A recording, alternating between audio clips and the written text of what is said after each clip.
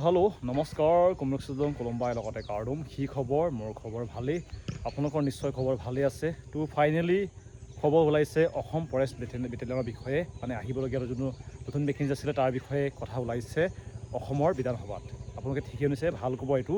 আৰু যোৱাকালি এইটো খবৰ ওলাইছে খবৰটো কিহৰ পৰা আহিছে সকলোখিনি এই ভিডিঅ'তে জনাব চেষ্টা কৰিম সম্পূৰ্ণকৈ চাব অলপ হয়তো ভিডিঅ' দীঘল হ'ব কিন্তু আপোনালোকৰ মতলবৰ ভিডিঅ' হয় বহুতে অসম ফৰেষ্ট ভেকেঞ্চিৰ কাৰণে অপেক্ষা কৰি আছে যাৰ ফিজিকেল টেষ্ট বেয়া হৈছে যাৰ মানে লাগিছে নাম নাহিবগৈ অসম পুলিচত তেওঁলোকে বহুতে এইটো সুধি আছে লগতে নতুনকৈ দিবলগীয়া কেন্দ্ৰীয়সকলো মোক সুধি থাকে তো বলক আজি ভিডিঅ' বিনা দেৰি নকৰাকৈ আৰম্ভ কৰোঁ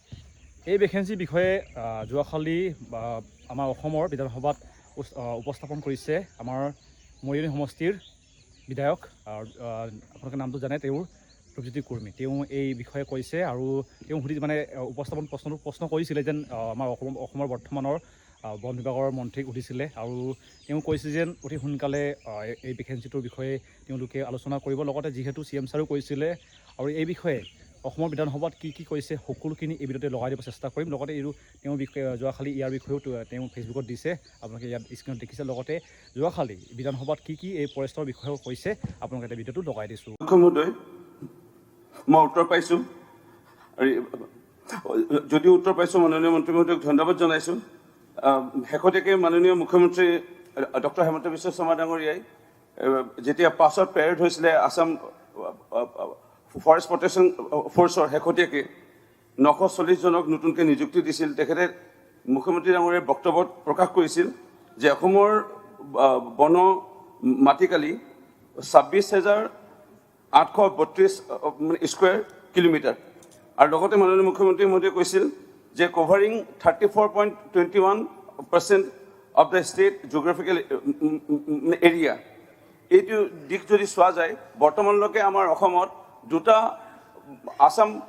ফৰেষ্ট প্ৰটেকশ্যন ফ'ৰ্চ আছে 3 নম্বৰটো আমি জানিব পাৰিছোঁ বিশেষকৈ প্ৰথমটো যিটো আছে ভৌগোলিকভাৱে আমি চাওঁ যদি মধ্য অসমত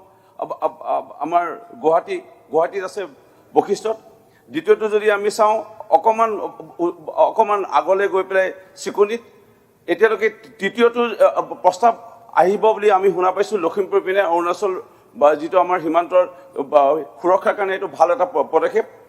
উজনি অসমত যিহেতু বিভিন্ন ৱাইল্ড লাইফ চেঞ্চুৰী আছে ৰিজাৰ্ভ ফৰেষ্ট আছে সেয়েহে আমি অনুৰোধ জনাইছোঁ যদি উত্তৰ পাইছোঁ বৰ্তমান চৰকাৰৰ পৰিকল্পনা নাই চতুৰ্থটো অসম নাগালেণ্ডৰ সীমামূৰীয়া মৰিয়নি সমষ্টিত প্ৰদান কৰাৰ তথাপিও মানে আমাৰ চৰকাৰখনে চিন্তা কৰিব নেকি বা মন্ত্ৰী মহোদয়ে চিন্তা কৰিব নেকি আমি আহ্বান জনাইছোঁ অধ্যক্ষ মহোদয় মাননীয় সদস্যগৰাকীয়ে আমাৰ গিবন যিখন ৰিজাৰ্ভ মানে হলঙাপাৰ গিবন ৰিজাৰ্ভ ৱাইল্ড লাইফখনৰ প্ৰতি তেখেতৰ যথেষ্টখিনি গুৰুত্ব তেখেতে সদায় আৰোপ কৰি থাকে আৰু ফোনযোগে মই কথাও পাতি থাকোঁ তেখেতৰ লগত বিভিন্ন সময়ত বিভিন্ন সমস্যা লৈ গতিকে আমাৰ আচলতে তাতে যিটো আমাৰ কৰ্মী ডাঙৰীয়াই কৈছে যে তাতে ৰিজাৰ্ভ ফৰেষ্ট 3খন আছে Disoi valley reserve forest Disoi reserve forest আৰু তিৰু ৰিজাৰ্ভ ফৰেষ্ট এই গোটেইকেইখন নাগালেণ্ড বৰ্ডাৰৰ লগত এডজাষ্টেণ্ট আৰু তাতে আমাৰ হলঙাপাৰ ৰিজাৰ্ভ ফৰেষ্টখনৰ লাগি আছে এতিয়া মাননীয় সদস্যগৰাকী কোৱা মতে আমাৰ 3টা আমাৰ ফৰেষ্ট বেটেলিয়ান আছে আৰু তেখেতে কৈছে ক'ত এই বেটেলিয়ানকেইটা আছে গতিকে আমাৰ 4ৰ্থ বেটেলিয়ানটো এতিয়ালৈকে আমাৰ হোৱা নাই যদি মাননীয় মুখ্যমন্ত্ৰীয়ে আমি আলোচনা কৰি আছোঁ যি নহওক সেইটো বেলেগ কথা গতিকে মাননীয় মুখ্যমন্ত্ৰী ডাঙৰীয়াই যদি আমাক 4ৰ্থ বেটেলিয়ান এটা দিয়ে চৰকাৰে যদি আমাক 4ৰ্থ বেটেলিয়ান এটা দিয়ে তেতিয়া আপোনাৰ কথাটো নিশ্চয় বিবেচনা কৰা হ'ব সেইটো মই কথা আপোনাক মানে আশ্বস্ত কৰিলোঁ আৰু তাৰ উপৰি এতিয়া আমাৰ যিখন হলঙাপাৰ গিবন ৱাইল্ড লাইফ